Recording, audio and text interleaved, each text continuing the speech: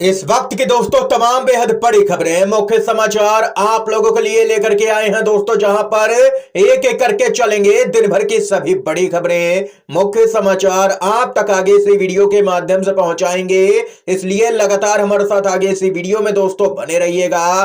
खबरों की तरफ बढ़ने से पहले दोस्तों, अगर आप लोग भी राहुल गांधी और कांग्रेस पार्टी के समर्थन में खड़े हैं तो अभी इस वीडियो को लाइक कीजिएगा दोस्तों, और कमेंट बॉक्स में #वी सपोर्ट इंडिया जरूर ही कमेंट कीजिएगा। जो पहली बड़ी खबर आ रही है बताते चलें। विपक्ष के भारी विरोध के बाद दिल्ली एम्स ने वापस लिया है अपना फैसला। राम मंदिर प्राण प्रतिष्ठा के दिन नहीं बंद रहेगी ओपीडी सेवाएं। जी हां दोस्तों, 20 जनवरी को आदेश आता है कि राम मंदिर उद्घाटन के लिए एम्स को बंद करने का फैसला लिया गया है। अंधभक्त इसे मास्टर स्ट्रोक बताते हैं और 21 जनवरी यानी कि आज राम मंदिर उद्घाटन के दौरान एम्स खुला रखने का फैसला आता है। अंधभक्त यहां पर पूरी तरह से बैकफुट पर आ गए हैं। बीजेपी अपने ही समर्थकों के साथ में खेल करके उन्हें यहां पर पूरी तरह से ट्रोल करवा रही है।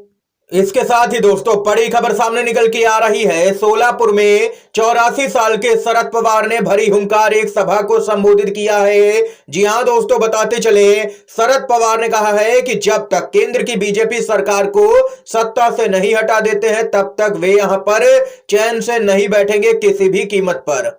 शरद पवार ने अपने बयान में आगे कहा है कि एमवीए को मजबूत करने के लिए वाम दलों और यहां पर वीबीए से यहां पर हमने बातचीत की है। शरद पवार ने कहा है कि चुनाव आने पर ही बीजेपी को राम की याद आ जाती है, लेकिन इस बार यहां पर बीजेपी किसी भी कीमत पर सत्ता में नहीं आएगी। ये यहां पर हुंकार भरी है। शरद पवार ने राजनीति के चाणक्य माने जाते हैं। लगातार यहां पर बीजेपी पर हमलावर है। 84 साल की उम्र हो चुकी है और फिर भी यहां पर ताबड़तोड़ रैलियां करते हुए शरद पवार नजर आ रहे हैं दोस्तों। इसके साथ ही बड़ी खबर आ रही है। पूर्व राज्यपाल सत्यपाल मलिक ने एक बार फिर से दे दिया ऐसा बयान कि पूरी बीजेपी बौखलाई है। जी हां दोस्तों, सत्यपाल मलिक ने अपने ट्वीट में कहा कि अब झूठे आंसू बहाने का कोई फायदा नहीं है। जनता जागरूक हो चुकी है। झूठ की बुनियाद पर खड़ी तानाशाही मोदी सरकार 2024 के लोकसभा चुनाव में जनता के संघर्ष का सामना नहीं कर पाएगी। सत्यपाल मलिक जो कि पूर्व गवर्नर है,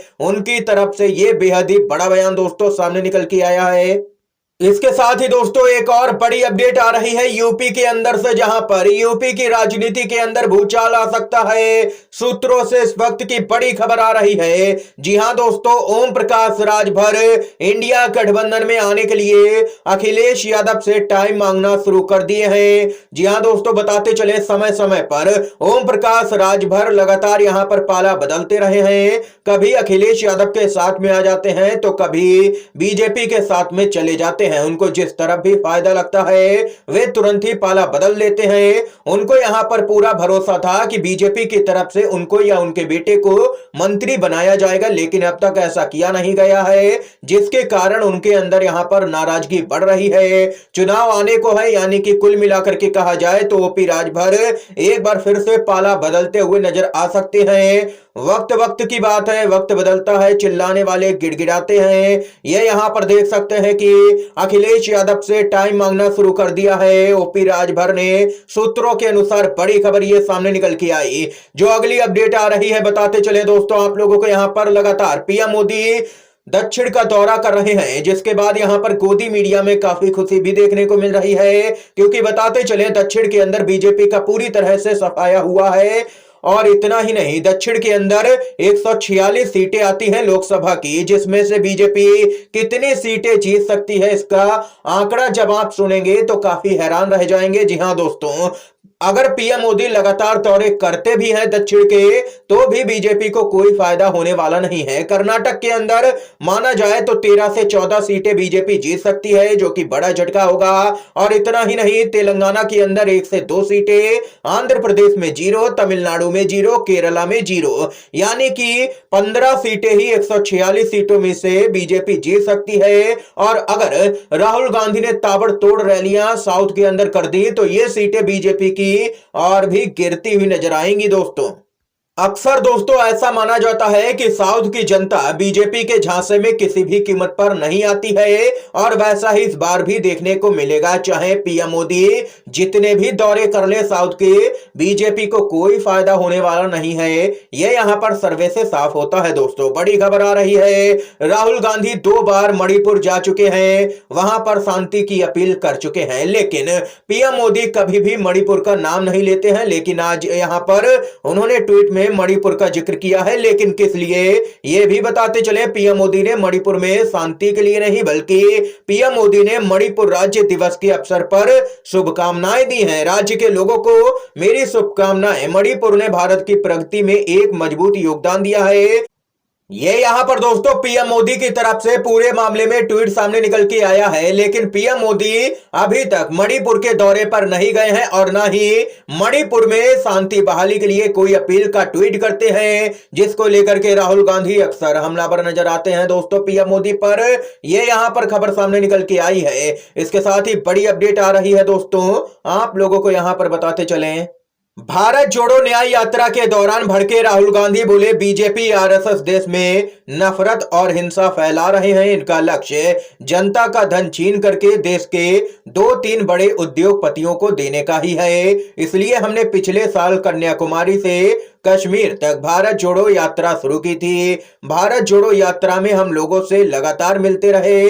युवाओं ने हमसे बेरोजगारी और किसानों ने फसल के सही दाम ना मिलने का यहाँ पर मुद्दा उठाया। अब एक बार फिर से आपकी आवाज सुनने के लिए हमने भारत जोड़ो न्याय यात्रा शुरू की है। ये यात्रा रुकने वाली नहीं है, लगातार जारी रहेगी। तमाम शक्तियां यात्रा को रोकना चाहती है, लेकिन मैं साफ कर दूं कि यात्रा नहीं रुकेगी किसी भी कीमत पर।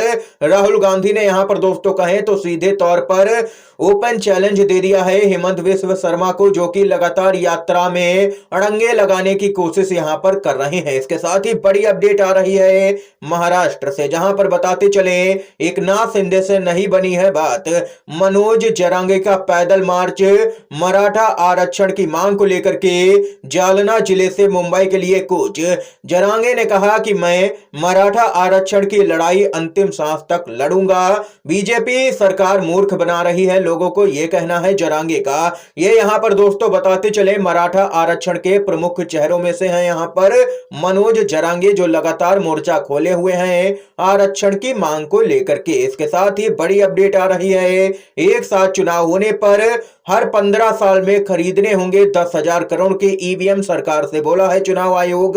देश में अगर लोकसभा और विधानसभाओं के चुनाव एक साथ कराए जाते हैं तो नई ईवीएम की खरीद के लिए चुनाव आयोग को हर 15 साल में करीब 10,000 करोड़ रुपए की जरूरत होगी। देश में चुनाव कराने वाली शीर्ष संस्था ने सरकार को लिखे एक पत्र में यह बात कही है।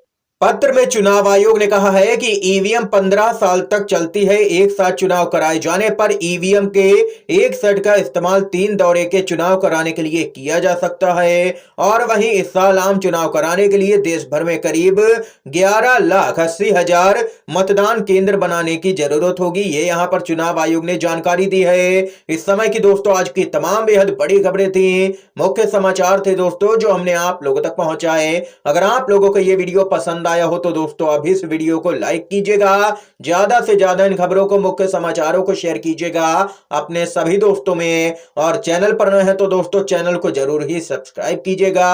वीडियो देखने के लिए आप सभी दोस्तों का बहुत बहुत धन्यवाद। जय हिंद, जय भारत।